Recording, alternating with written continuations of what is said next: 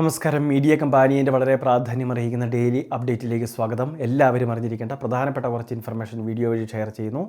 ഏറ്റവും ആദ്യത്തെ പ്രധാന അറിയിപ്പ് ഫെബ്രുവരി മാസം മുതലുള്ള ക്ഷേമ പെൻഷൻ വിതരണവുമായി ബന്ധപ്പെട്ടാണ്. ആനുകൂല്യങ്ങൾ മുടങ്ങാതിരിക്കുന്നതിന് സർക്കാരിൻ്റെ പ്രത്യേക കൈത്താങ്ങ് 14,500 കോടിയോളം രൂപ ഇപ്പോൾ ഈ പെൻഷൻ പദ്ധതിക്ക് വേണ്ടി സർക്കാർ നീക്കി വെച്ചിരിക്കുകയാണ്.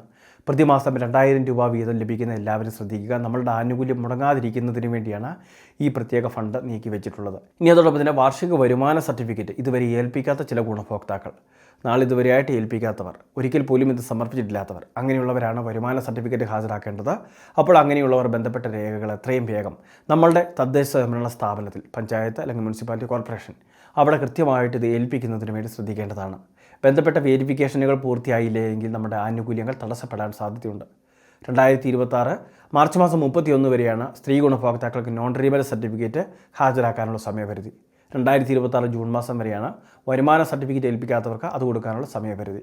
എന്നാൽ വരുമാന സർട്ടിഫിക്കറ്റ് മുൻപ് സമർപ്പിച്ചിട്ടുള്ളവർ നിലവിൽ ഇനി ഇത് എടുക്കേണ്ട ആവശ്യമില്ല. ഒരിക്കൽ പോലും കൊടുക്കാത്തവർ, അങ്ങനെയുള്ളവരുടെ ലിസ്റ്റ് അതാത് പഞ്ചായത്തിൽ നമ്മളെ അറിയിക്കും. ഇനി അല്ലെങ്കിൽ സേവനയുടെ സൈറ്റിൽ സ്റ്റാറ്റസ് പരിശോധിച്ചാൽ മതി. അപ്പോൾ ഈ കാര്യങ്ങൾ തീർച്ചയായിട്ടും എല്ലാവരും ഒന്ന് ശ്രദ്ധിക്കുക. അതോടൊപ്പം തന്നെ വിവിധ മറ്റ് പെൻഷനുകൾ, ആനുകൂല്യങ്ങൾ വർദ്ധിപ്പിച്ചിട്ടുണ്ട്. ആശ്വാസകിരണം തുക അത് 600-ൽ നിന്ന് 1000 രൂപയാക്കി.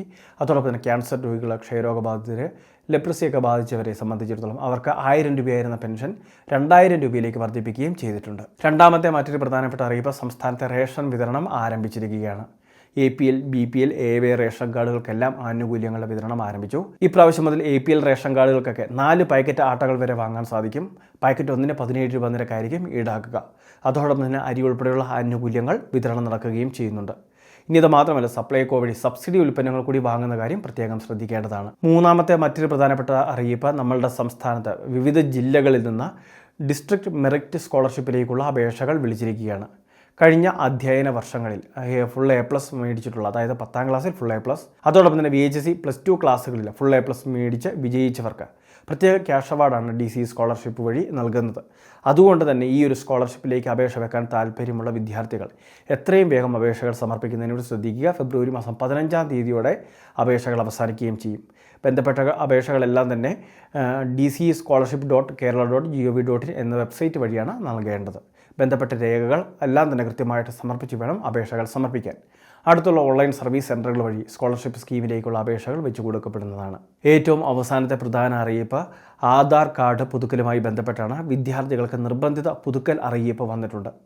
5 വയസ്സ് മുതൽ 7 വയസ്സ് വരെയുള്ളവർ, അതോടൊപ്പം തന്നെ 15 വയസ്സ് മുതൽ 17 വയസ്സ് വരെയുള്ള വിദ്യാർത്ഥികൾ, ഇവരാണ് ബയോമെട്രിക് അപ്ഡേഷൻ നിർബന്ധമായിട്ട് ചെയ്യേണ്ടത്. അതായത് കൃത്യമായിട്ട് ഇത് രേഖപ്പെടുത്തിയ ശേഷം നമ്മളുടെ വിദ്യാഭ്യാസ സ്ഥാപനത്തിൽ ഇക്കാര്യങ്ങൾ അറിയിക്കുകയും വേണം.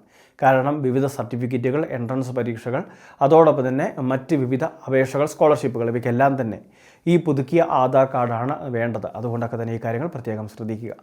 വളരെ പ്രധാനപ്പെട്ട കുറച്ച് ഇൻഫർമേഷനാണ് ഷെയർ ചെയ്തത്. ഇതുപോലുള്ള അറിയിപ്പുകൾക്ക് ചാനൽ സബ്സ്ക്രൈബ് ചെയ്യുക, ഫോളോ ചെയ്യുക.